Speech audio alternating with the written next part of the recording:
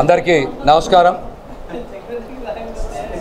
Janasena party తరపున మా party అధ్యక్షులు పవన్ కళ్యాణ్ గారి తరపున అందరికీ కూడా విజయవాడ నగర ప్రజలందరికీ కూడా సెమీ క్రిస్మస్ శుభాకాంక్షలు తెలియజేస్తున్నాం. 2 రోజుల్లో క్రిస్మస్ పర్వదినానికి ముందుగా పశ్చిమ నియోజకవర్గ పరిధిలో ఉండేటువంటి పాస్టర్ గారులకి ఫాదర్ గారులు అందరికీ కూడా గత 2 ఏళ్ళుగా మేము ఒక ఆనవాయితీ పెట్టుకొని వాళ్ళందరికీ కూడా చిరు కానుక అందించాలనేటువంటి ప్రయత్నం చేస్తూ ఉన్నాం. వారు కూడా మా చిరు కానుకని స్వీకరించి ఎంతో ప్రేమతో మమ్మల్ని ఆశీర్వదిస్తున్నందుకు వారందరికీ కూడా నా హృదయపూర్వక నమస్కారాలు, అదేవిధంగా ధన్యవాదాలు, కృతజ్ఞతలు కూడా తెలియజేసుకుంటూ ఉన్నాను. రేపు పశ్చిమ నియోజకవర్గ పరిధిలోని 3000 పేద సామాన్య కుటుంబాలకి క్రిస్మస్ కానుకను కూడా కోమలవెల సెంటర్ వద్ద అందించడానికి ఇప్పటికే పూర్తి స్థాయిలో ఏర్పాట్లన్నీ కూడా చేసి ఉన్నాం. మరి ఈ క్రిస్మస్ కానుకని పేద సామాన్య వర్గాలందరూ కూడా ఉపయోగించుకొని క్రిస్మస్ రోజున ఆనందంగా పండగ చేసుకోవాలనేటువంటి ఒక మంచి ఆలోచనతోనే ఈ కార్యక్రమం కూడా చేపట్టాం. అదేవిధంగా ఈ రోజున పశ్చిమ నియోజకవర్గంలోని సుమారు 100 మంది పాస్టర్ గారులకి ఫాదర్ గారులకి కూడా బట్టలు అందజేయడం అనేది నిజంగా మా అదృష్టంగా భావిస్తూ ఉన్నాం. ఈ కార్యక్రమంలో నాతో పాటు మరి నా సతీమణి పోతిన విజయలక్ష్మి గారు కూడా గత 2 ఏళ్ళుగా పాల్గొంటూ మనం ఖచ్చితంగా ఏదో ఒక సేవా కార్యక్రమం స్థిరంగా చేయాలి అనేటువంటి అంశం ఆలోచనకు వచ్చినప్పుడు మరి పాస్టర్ గారిని పిలుద్దాం అనేటువంటి ఆలోచన వచ్చింది. అందుకనే ఈ కార్యక్రమం ప్రతి ఏడాది కూడా వారిని కూడా భాగస్వామ్యం చేస్తూ ఉన్నాం.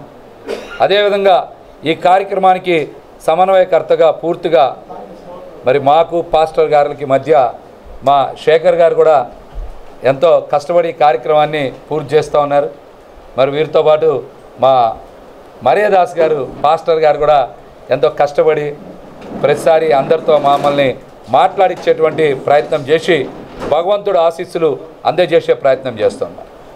క్రిస్మస్ అంటేనే క్షమ, దయ, ప్రేమ, నిస్వార్థంగా మనం ఇతరుల గురించి జీవించడం అనేది తెలియజేసేటువంటి పండుగ.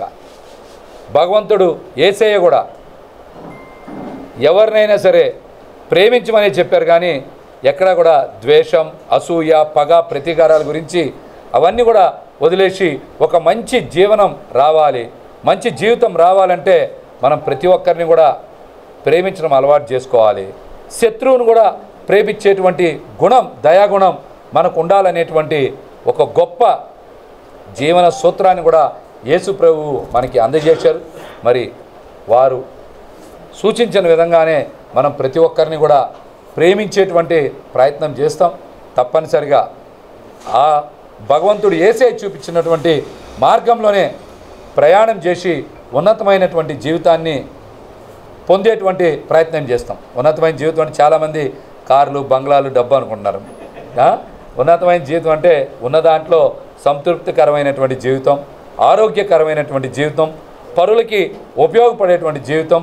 ఎవరికైతే కష్టం ఉంటుందో ఆ కష్టాల్లో మనం ఎంతో కొంత సాయం చేసి అండగా నిలబడమే ఒక మంచి గుణమని కూడా ఈ సందర్భంగా అందరికీ తెలియజేస్తా.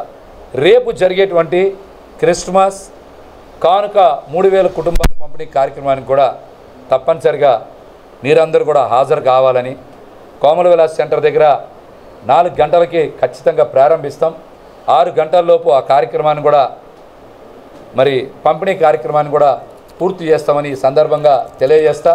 ఈ కార్యక్రమానికి విచ్చేసినటువంటి పాస్టర్ గారికి, ఫాదర్ గారులు, పెద్దలందరికీ కూడా మరొకసారి నా కృతజ్ఞతలు, నమస్కారాలు తెలియజేసుకుంటాను.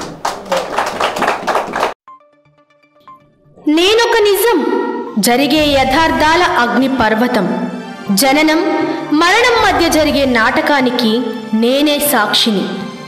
సగటు మానవుని గొంతుక నేను.